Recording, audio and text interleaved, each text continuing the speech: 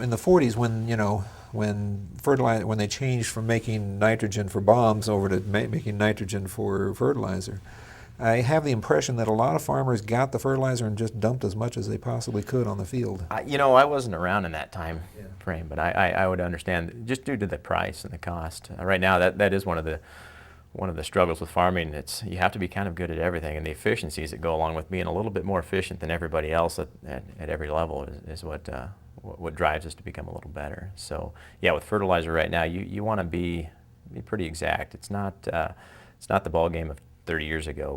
We're making sure that we're putting on what the plants need. We do soil testing every year. We used to do just a composite sample where you'd take like a whole field, and you'd take one sample and you'd send it in, and whatever you got back was you would apply accordingly for the whole field.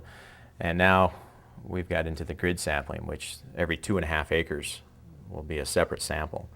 And we won't do that every year, but it kind of it actually allows for a framework for what that farm is going to look like. And so we'll take a sample that's 2.5 acres versus 160 acres or an 80 acre. And then with some fancy math, the computer can tell you exactly, it can vary the rate going through the field. That's where the GPS comes back in. It knows where those samples were taken, and you make a prescription basically for your farm saying you need 100 pounds here and 120 here and 105 here and 170 here, and it just regulates it as you go.